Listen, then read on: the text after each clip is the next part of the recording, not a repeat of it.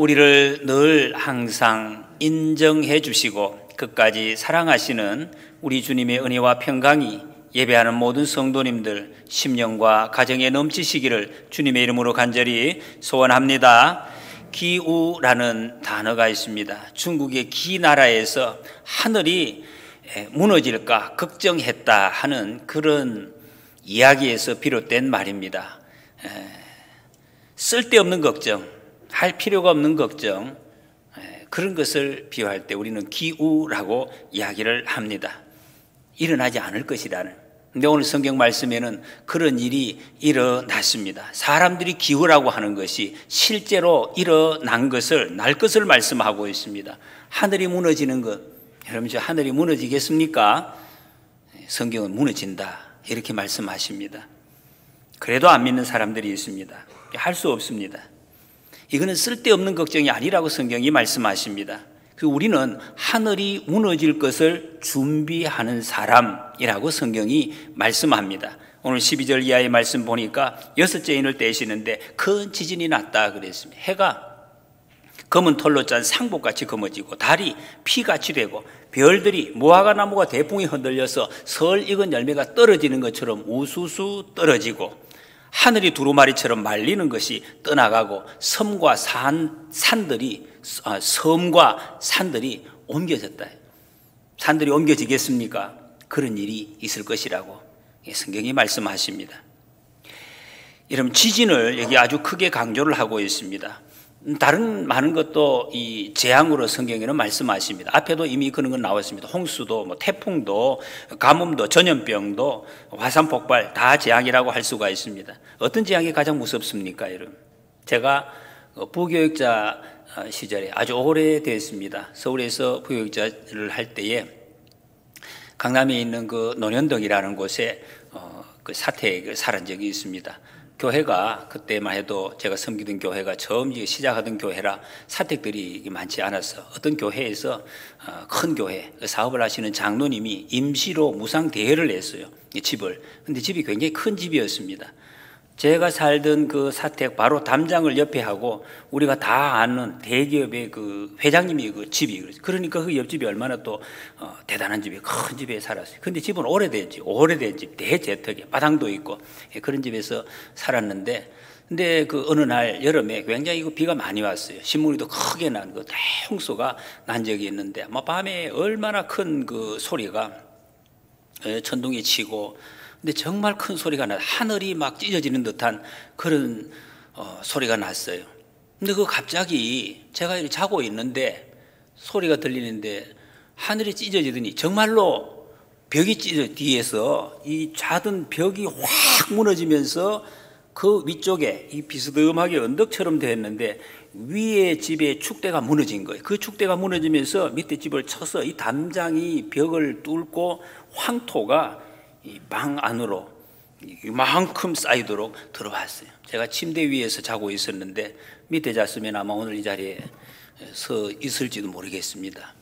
이 들어오는 그때 저는 굉장히 그 순간에 지금도 너무 생생합니다. 이 집이 이렇게 무너지는구나.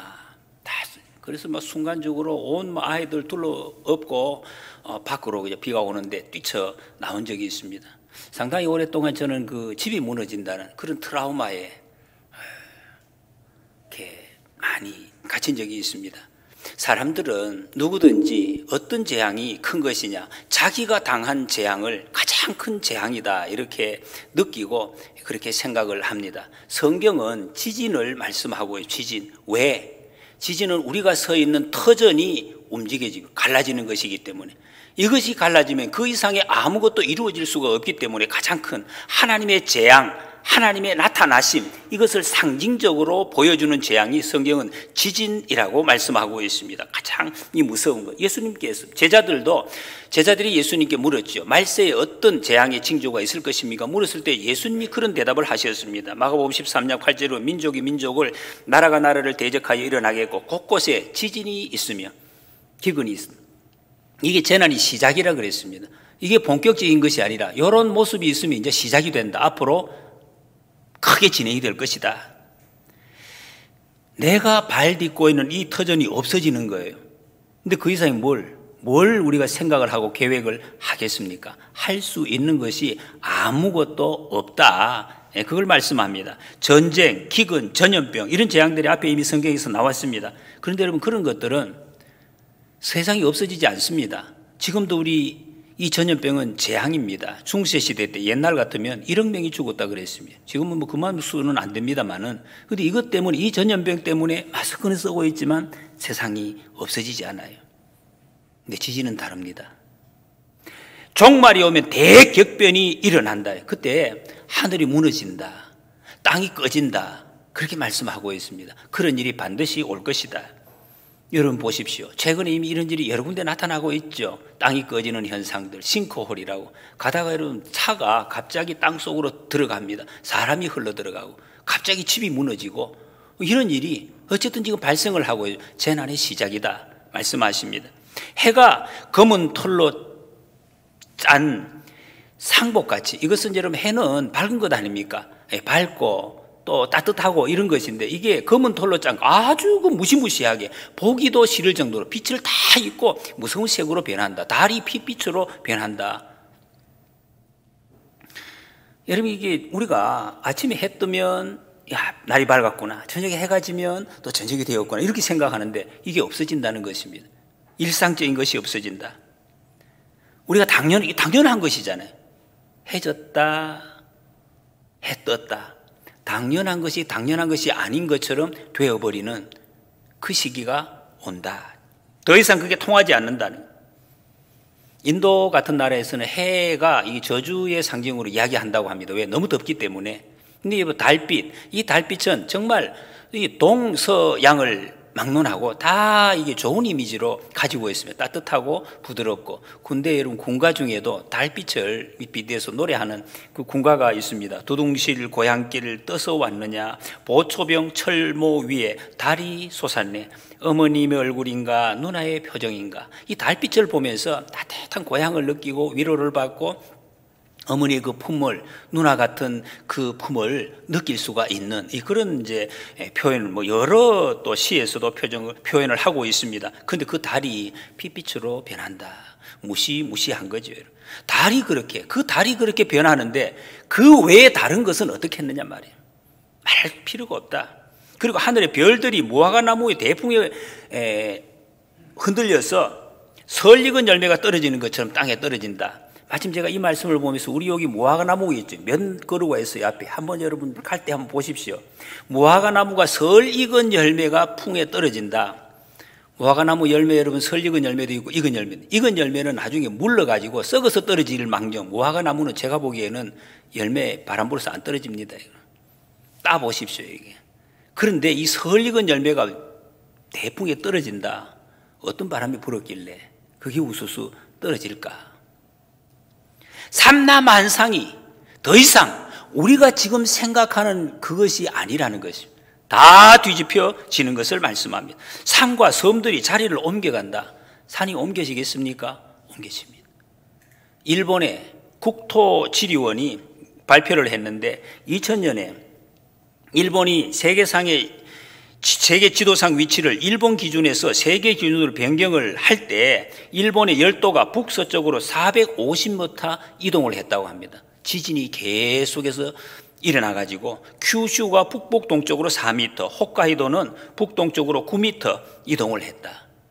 지금 일본 땅이 전체가 움직이고 있어요. 섬이. 재난의 전조입니다. 어떻게 그런 일이 있을 수가 있나? 더 이상 우리가 알고 있는 소위 상식이라고 하는 것이 지속되지 않는다는 것입니다. 왜? 하나님께서 그렇게 하신다. 영원한 가치가 없는 것은 하나님이 없애버리신다 하는 것을 말씀하고 있습니다. 그러면 남는 것은 영원한 것만이 남습니다. 무엇이 영원한 것입니까? 저는 추석 지난 연휴 때 집안의 대청소를 한번 한 적이 있습니다. 제가 그 연휴 전에 고향에 어른들을 찾아뵙고 왔기 때문에 그 연휴 기간 동안에는 한 2박 3일 동안 계속해서 집안 청소를 했습니다. 얼마나 쓰레기들이 많이 나오는지, 뭐 옷들, 뭐 잡동사니, 평소에 요거는 나중에 버려야겠다라고 마음을 먹었던 것들, 그런 것도 치우고. 그런데 여러분, 당연히 집어 던질 만한 그런 쓰레기도 있지만 그렇지 않은 것들이 있습니다. 이게 쓰레기통을 들고 이게 넣을까 말까, 이런 것들이 있어요. 이게 버려야 되나 말아야 되나, 쓰지는 않은 것 같고 버리려니 아깝고, 이런 것들이 고민되는 것, 그런 물건들이 있을 수가 있습니다. 하나님께서 다 버리신다. 해도 달도 별도 땅도 하늘까지 하나님 다 버리신다고 그래요. 왜? 영원한 것이 아니기 때문에. 영원한 것이 아닌 것은 다 버리고 영원한 것만 남긴다는 것입니다.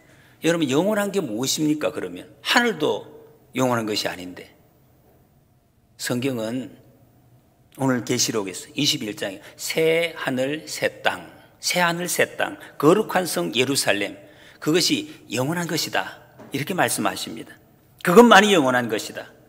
여러분, 우리는 지금 이 계시록은 우리를 위로하기 위해서 주시는 말씀이라 그랬습니다. 지금 이 시간 현장, 오늘 우리가 살아가는 삶에서 어떤 마음으로 살아야 될 것인가, 이런 마음으로 살아야 됩니다. 무엇을 추구하고 있는지, 영원한 것을 추구하고 있는지, 없어질 것, 하나님이 쓰레기통에 다 버리실 그것을 추구하고 있는지, 이것을 점검하라, 그런 말씀입니다. 그래야 복된 삶을 살 수가 있다. 무엇이 남는 것입니까? 세상 사람들은 다 수시로 이야기하죠. 먹는 것이 남는 것이라. 어쨌든지 잘 먹고 맛있는 거 먹어야 된다고. 오늘 말씀과는 많이 거리가 있는 말씀입니다. 여러분, 그 말은 참 웃기는 이야기가 되는 것입니다. 이 말씀에 비추어 보면 먹는 것이 남는 것이 아닙니다. 여러분, 우리 열심히 잘 먹는 거 하나님이 그렇게 먹으라고 하십니다. 그러나 그것을 여러분 정말인 것처럼 너무 이렇게 믿고 이야기하는 것은 성도의 삶에는 맞는 것은 아닙니다. 태아가, 여러분, 태아가, 우리 아기들 지금 저 위에서 예배 드리고 있는데 이렇게 태어나기 전에 그 어머니 뱃속에 있을 때 어떻게 생각합니까? 그 자궁이 세상의 전부인 것처럼 생각을 하죠. 그게 전부인 거예요. 너무나 평안하고 다 공급해주고 따뜻하고 다 맞추어지니까, 아름다운 소리만 들리니까. 그러나 여러분, 그 아이의 진짜 세상, 진짜 살아갈 세상은 따로 있는 것입니다. 어느 날 갑자기 이상한 일이 발생을 하는 거예요. 자기가 알지 못하는 무슨 힘에 의해서 막 밀리니까 떠밀어 나가라고 하는 거예요. 어디는지 모르겠어요. 너무 힘든 곳으로, 어둡고 캄캄한 곳으로, 자기 머리통도 제대로 나갈 수 없는 그런 좁은 굴로 막 밀어 제끼는 거예요. 아마 그 아기 입장에서는, 태아 입장에서는 일생에 정말 최고의 그 고통의 순간일 것입니다. 너무너무 불편한 순간이죠. 왜 이런 시련이 내게 왔는가, 아마 그렇게 생각하실지 모르겠어요. 이런 고난이 내게 왜 오는가, 내가 왜 어디로 가고 있는가. 만약에 여러분이, 만약에 그 태아와 의사소통을 할 수 있다면 여러분 같으면 그 태아에게 어떤 말을 해줄 수 있겠습니까? 야야, 이곳은 네가 있을 영원한 곳이 아니란다. 이것에 너무 애착 가지지 마. 그 따뜻하고 뭐 공급해 주는 거 그거 너무 붙들지 마. 다 놔버려. 네가 살 곳은 따로 있어. 너는 원래 세상 바깥에, 이 세상 바깥에 저기에 나가서 살도록 만들어진 거야. 그런 계획이 되어 있는 거야. 그곳이 네 진짜 인생이 시작되는 곳이야. 네가 지금 있는 네 눈, 코, 입, 귀, 손, 발, 그것은 그 세상에, 바깥 세상에서 살기 위해서 만들어진 거야. 이 안에서는 필요가 없는 것이야. 너 잘 봐야 돼. 바깥 세상에서 살아야 돼. 밖에 나가면 무엇보다도 그것만 있니. 너를 있게 하신 너 부모님을 눈으로 볼 수 있단다. 그리고 그 부모님이 너를 위해서 지금까지는 소리만 들렸지만은 기다리고 있는, 반가운 모습으로 기다리고 있는 그 모습을 네가 곧 만나게 될 거야. 이런 이야기를 해줄 수 있겠죠. 여러분, 우리도 마찬가지입니다. 우리가 사는 이 세상, 지금 이 세상은 우리가 살 영원한 터전은 아닙니다. 곧 없어질 그런 것을 우리가 살아가고 있습니다. 영원하지 않는 것에 너무 그것을 붙들고 이거 놓으면 절대로 안 될 것처럼 그렇게 살아서는 안 된다는 것입니다. 언제든지 놓을 수 있는 모든 것을. 여러분, 우리에게 왜 영원한 영혼이 있습니까? 왜 영혼이 있습니까? 영원한 것. 육체는 죽어도 사는 영혼, 영원한 세계, 그 다음 세계를 준비하도록, 그 땅을 살아가도록 하나님이 우리에게 주신 것입니다. 여러분, 우리는 영혼을 준비하는 사람들입니다. 우리를 보내신 아버지 하나님을 만날 준비를 하며 살아가는 사람들. 바울은 빌립보서 3장 8절 9절에서 내가 그를 위하여 모든 것을 잃어버리고 배설물로 여기면 그리스도를 얻고 그 안에서 발견되려 함이니 그랬습니다. 바울이 고백한 거예요, 여러분. 우리에게 적용을 시키면 어떻게 됩니까? 돈, 명예, 학력, 권세, 체면, 이 땅에서 누리는 행복, 이런 것들이 배설물로 여긴다 그랬습니다. 영혼을 깨닫고 나니까, 보고 나니까 이 배설물이구나, 아무런 가치가 없구나.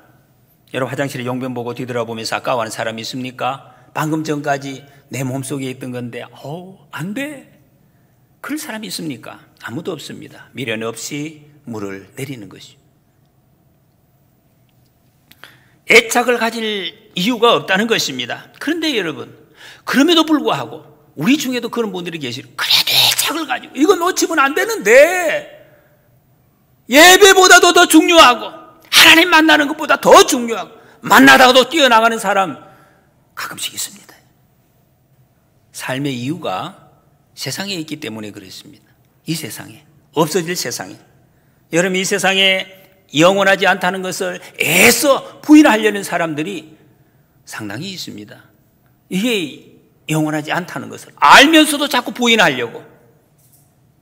15절에 보면 땅의 임금들과 왕족들과 장군들과 부자들과 강한 자들과 모든 종과 자유인, 이 사람들이 그런 사람들입니다. 이 사람들이 굴과 산들의 바위 틈에 숨어서 바위들아 산들아 나를 가리라, 이렇게 할 날이 반드시 온다라고 말씀하고 있습니다. 왜 이렇게 이야기합니까? 보좌에 앉으신 이의 얼굴, 어린 양의 진노, 이것을 도저히 감당할 수가 없기 때문에 산을 보고 좀 덮어달라고요. 그래 덮어도 죽는데 지금 그렇게밖에 할 것이 없기 때문에 그러고 있습니다. 이거는 세상에서 제일 무서운 것이 있는, 이보다 더 무서운 것을 그때서야 발견을 하게 되는 것입니다. 그때서야 하나님의 얼굴이 보인다는, 그전에는 말은 들어도 못 보았다는 거예요. 그게 그때 보이니까 감당이 안 되는 것입니다. 뭐가 문제입니까, 여러분? 땅에 속해 있기 때문에. 다 땅에 속해 있기 때문에. 그래서 지금 이래 되고 있습니다. 임금 문제가 아니에요. 하나님이 주신 것이. 임금이 문제가 아니라 땅에 속한 임금, 장군이 문제가 아니라 땅에 속한 장군. 다른 것도 마찬가지입니다. 지식도, 내 지위도 땅에 속한 것이기 때문에. 여러분, 타워라는 영화가 오래전에 있었습니다. 재난영화죠. 재난영화. 타워. 주상복합 최고급 아파트에서 불이 났습니다. 소방대원들이 출동을 해서 막 불을 끄고 있는데 막 또 높은 사람들도 쫓아왔죠. 국장이 쫓아와서 서장에게 이야기를 합니다. 이 긴급 구조자 명단을 파악을 했느냐고 묻습니다. 왜? 이 아파트는 최고급 아파트이기 때문에 정부의 고위공직자가 많이 살고 있다. 그래서 그 사람들 가족들을 먼저 구해내야 나중에 불 끄고 나서 뒤탈이 없다, 이렇게 이야기를 하는 것입니다. 그래서 소방대원들이 지금 신속하게 급한 사람들을 먼저 구해내려고 하는데 지시가 내려오니까 그것을 두고 발걸음을 돌려서 국장이 지시하는 이제 곳으로 가는 거죠. 그곳에 가니까 사람들이 있어요. 집안에 부부가 앉아 있는데 거실에서 보니까 크게 급하지는 않은 것 같아. 애완견을 들고 이렇게 앉아 있습니다. 그 사람들이 이제 구해내는 것입니다. 이 세상에는요, 긴급한 재난이 당해도 사람을 차별합니다. 힘 있고 돈 있는 사람 우대받는다는 거죠. 근데 하나님의 심판은 그런 거 없습니다. 이스라엘이 출애굽할 때 10가지 재앙을 내립니다. 마지막 재앙이 장자의 죽음입니다. 출애굽기 11장 5절에 보면 애굽 땅에 있는 모든 처음 난 것은 왕 위에 앉아있는 바로의 장자로부터 맷돌 위에 있는 몸종의 장자와 모든 가축의 처음 난 것까지 죽으리니 그랬습니다. 여러분 보십시오. 하나님의 심판, 최고의 왕, 태양의 아들이라고 하는 그 바로의 아들이나 저 밑에 있는 몸종의 아들이나 그리고 거기다가 가축의 새끼 똑같습니다. 똑같이 취급을 하는, 전혀 다른 것이 없습니다. 똑같이 심판을 당한다는 것입니다. 세상 조건에 전혀 구애받지 않습니다. 하나님이 인정하시는 가치, 세상에 속한 것과 관계가 없다는 것입니다. 여러분, 우리 눈에 보기에 좀 대단한 것 그런 거 없습니다. 많고 적은 것도 없습니다. 얼마나 더 가졌느냐, 덜 가지고 있느냐, 부자냐 아니냐, 더 배웠느냐 안 배웠느냐, 뭐 계급이 좀 높으냐, 아무 관계 없습니다. 그거 묻지 않습니다. 뭘 물으십니까? 왜 그것을 가지려고 했느냐, 그거 가지고 뭐 했느냐. 지식을 얻으려고 했으면 그 지식을 왜 가지려고 했느냐, 그 지식 가지고 뭘 했느냐, 높은 지위를 얻으려고 하면 왜 지위를 얻으려고 했느냐, 그리고 그 지위에 올라가서 뭘 했느냐, 그걸 물으십니다. 만약에 이 질문에 하늘과 연결된 답, 이것을 할 수 있어야 된다니, 못한다면 어떻게 됩니까? 모든 관심이 땅에 있었던 사람들, 그들의 마지막, 여기 16절 아닙니까? 산하고 바위에게 구걸을 하고 있습니다. 우리 위에 무너져 내려라. 보좌 위에 앉으신 분이 얼굴과 어린 양의 진노로부터 우리를 숨겨다오. 이렇게. 여러분, 사람이 죽음을 제일 무서워하잖아요. 죽는다, 무서워합니다. 그래서 여러분, 돈을 좀 가진 사람들은 꼭 살려고 지금도 여러분 나중에 지구 종말을 대비해서 캡슐을 만들어 놓고 그거 수억을 두고 산 사람들이 있습니다. 원자 폭탄이 터져도 살 수 있는 그런 것. 이미 지금 그런 것, 거기 살고 있는 구입한 사람들이 있더라고요. 목숨을, 생명을 단 며칠이라도 3개월이라도 연장시켜주면 자기 재산을 다 내놓겠다, 이런 사람도 있잖아요. 왜 그렇습니까? 죽으면 자기가 없어지니까, 존재가 다 없어지니까, 그걸 무서워가지고, 내가 없어지는 게 무서워서, 그래서 그 죽음을 무서워하는 것입니다. 피하려고 하는 것입니다. 그런데 오늘 본문에서는 죽음보다도 더 무서운 게 있네요. 죽음과 비교도 안 되는, 그보다 더 무서운 거, 어린 양의 진노에 노출되는 거, 보좌에 앉으시니 얼굴을 만나는 거, 이거보다 무서운 게 없다는 것입니다. 그런 이런 이야기를 하죠. 산들이, 바위가 떨어지면 그래도 깔려 죽지요. 그래 죽는 것이 차라리 어린 양의 진노를 당하는 것보다는 훨씬 낫다, 지금 그런 말이에요. 삼층 궁녀 있잖아요. 제가 며칠 전에도 저기 낙화 이렇게 싹 목사님들하고 돌고 왔는데, 그 궁녀들이 왜 떨어졌습니까? 여러분, 적장에 적군들에게 유린당하는 것보다 내 차라리 여기에 그냥 떨어지는 거, 이것이 훨씬 낫다, 그런 생각이에요. 비교 안 된다고 생각했기 때문에 던지는 거죠. 여러분, 이 죽음, 사람의 죽음, 거기서 당하는 두려움, 그것보다 훨씬 더 100배, 1000배, 100배 더 무섭고 더 이 수치스러운 것이 바로 이거라는 것입니다. 어린 양의 진노에 노출되는 것. 로마서 1장 17절에 보면 복음에는 하나님의 의가 나타나서 믿음으로 믿음에 이르게 하나니 기록된 바 오직 의인은 믿음으로 말미암아 살리라 함과 같으니라 그랬습니다. 복음에 하나님의 의가 나타났다 그랬습니다. 그런데 그것뿐만이 아닙니다.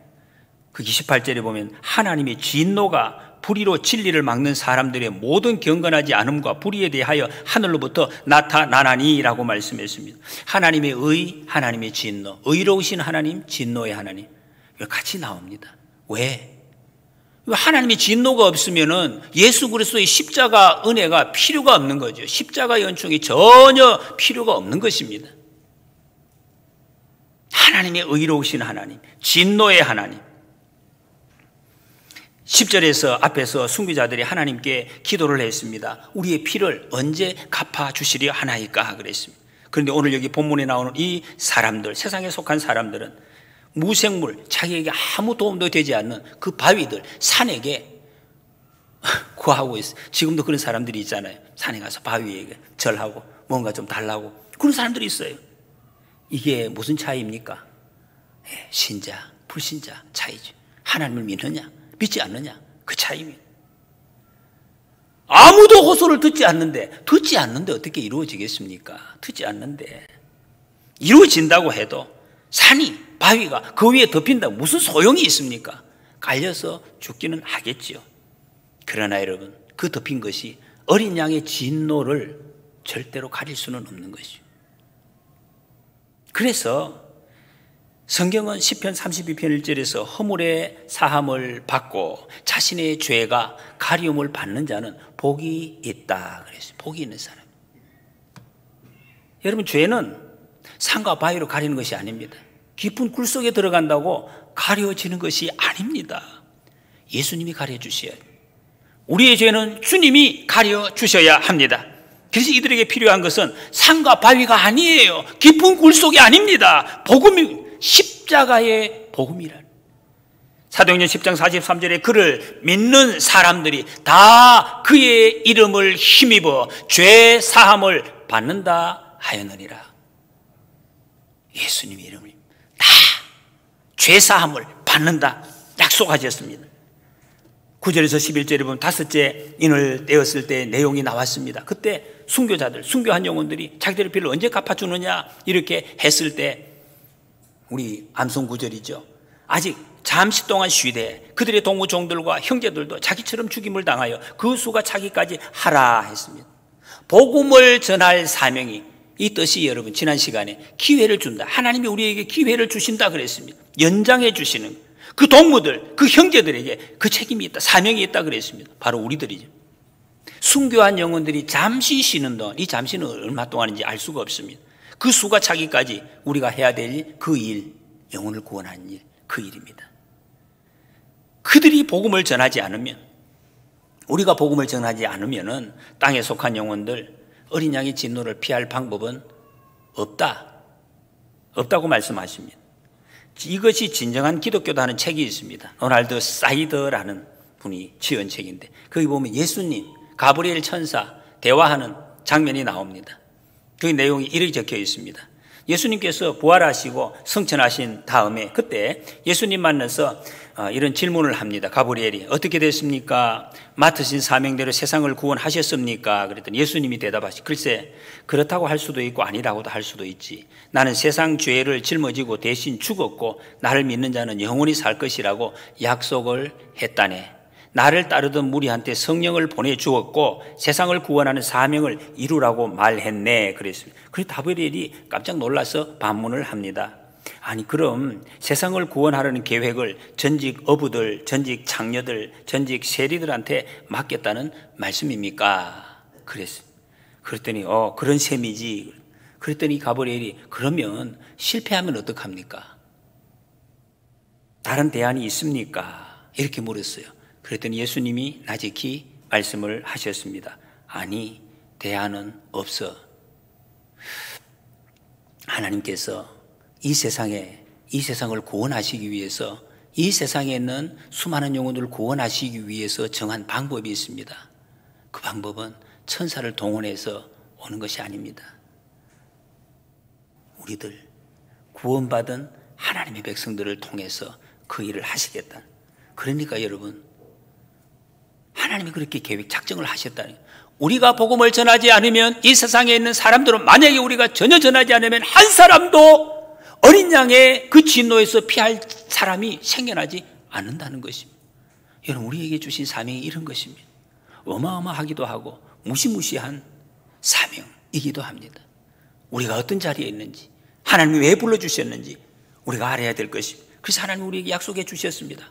영원히 함께 하시겠다고, 영원토록 함께 하시겠다고, 내가 너와 함께하고 힘을 주시고 지혜를 주겠다. 하늘에서 땅에서 매면 하늘에서도 매이고 땅에서 풀면 하늘에서도 풀리고, 반대로 땅에서 풀지 않으면 하늘에서도 풀리지 않는다. 땅에서 매지 않으면 하늘에서도 풀리지 않는다. 여러분, 우리가 땅에서 입을 다물고 복음을 증거하지 않으면 천국으로 초대되는 사람이 전혀 없게 된다. 여러분, 우리가 엄청나고 위대한 사명을 하나님 우리에게 맡겨주셨습니다. 오늘 본문 말씀 17절에 보면 그들의 진노의 큰 날이 이르렀으니 누가 능히 서리요 하더라 그랬습니다. 어린 양의 진노의 큰 날에 능히 설 수 있는 사람 누구인가? 누가 여기 설 수 있는가? 7장에 답이 나옵니다. 14만 4천 명 인침을 받은 자 그랬습니다. 인침을 받은 자, 예수 그리스도의 십자가로 구원함을 받은 사람, 바로 우리들입니다. 이것은 무슨 숫자 얼마 그것을 말하는 것이 아닙니다. 구원받은 사람, 상징적인 숫자, 그러면 여러분, 문제는 우리는 무엇 해야 됩니까? 무엇을 해야 되는, 뭘 해야 되는가 하는 거예요. 우리 이러면 여기 들어갔어요. 14만 4천 안 우리 들어갔기 때문에 됐네. 안심하고 푹 쉬면 되겠네. 우리는 천국 가니까. 그렇습니까? 아니면 세상이 다 말려가고 다 없어지는데 뭐 그렇게 신경 쓸 필요 있나? 대충 살지? 그렇습니까? 예수님은 여러분, 이 세상에 살 때 가장 지극히 작은 자에게 한 것이 예수님께, 하나님께 한 것과 똑같다 그랬습니다. 일상의 소중함, 하나님이 우리에게 맡겨주신 일이 우리는 최선을 다해야 될 것입니다. 그러나 거기에 집착하지는 않습니다. 그게 뭡니까? 이것도 아니고 저것도 아니고 어떻게 해야 하라는 말입니까? 여러분? 우선순위의 문제입니다. 아무리 최선을 다해서 열심히 붙들고 살아가다가 주님이 말씀하실 때 어느 것을 집어 던질 것인가? 그 문제죠, 여러분. 이것을 두말 없이 집어 던지고 주님 앞으로 아멘, 예배의 자리로 나갈 수가 있는가? 그리고 우리가 제일 최선을 다해서 감당해야 될 사명이 영혼 구원이라고 지금 말씀하십니다. 산과 바위가 그들을 덮을 것이 아니라 14만 4천 명 안에 들어올 수 있도록, 예수님의 보혈이 그들을 덮을 수 있도록 그들에게 이 사실을 알려주는 것. 여러분, 그래서 우리는 산이 무너지는 날, 하늘이 무너지는 날을 준비하는 사람들입니다. 세상 사람들은 모릅니다. 지금 몰라요. 지금 모르기 때문에 그렇게 살아가고 있습니다. 우리가 알려주지 않으면 영원히 모르죠. 주님 앞에 섰을 때 그 순간 알게 될 것입니다. 이미 때가 늦었습니다. 전도서 7장 1절에 보면 좋은 이름이 좋은 기름보다 낫다 그랬습니다. 여러분의 인생은 가고 있습니다. 곧 맞춰질 것입니다. 한 번 왔다가 한 번 가는 인생, 그랑 살다가 없어지면 되지 아닙니다. 그러라고 하나님이 우리의 생명을 이 땅에 보내신 것이 아닙니다. 이름을 남겨야 된다. 어떻게 이름을 남깁니까? 영원한 흔적을 남겨야 된다. 복음으로. 여러분, 우리가 예수님을 믿는다면 우리 때문에, 나 때문에 영혼을 준비한 사람이 생겨나야 된다는 거죠. 여러분, 몇 사람이나 여러분 때문에 영혼을 준비한 사람이 있습니까? 우리한테 앞으로 며칠 남았는지 모르지만 우리가 주어진 날들 동안에 정말 14만 4천 명 구원받은 자의 그 빈자리에 우리를 통해서 채워질 사람이 반드시 있어야 될 것입니다. 그것이 복된 삶입니다. 영혼을 준비하는 삶입니다. 하나님이 기뻐하는 삶입니다. 이 해가 저물기 전에 여러분 적어도 한 생명 이상에게 복음을 전하시고 손을 끌어서라도 주님 앞으로, 교회 앞으로 모시고 오시기 바랍니다. 복된 삶, 거룩한 삶입니다. 내 주위에 누가 나를 통해서 살리라고 보낸 사람인지 찾아서 주님께로 초청하고 이 땅에서 가장 귀한 사명을 감당하시고 조만간 하늘에서 영원히 별과 같이 빛나는 복된 상급을 받으시기를 주님의 이름으로 축복합니다.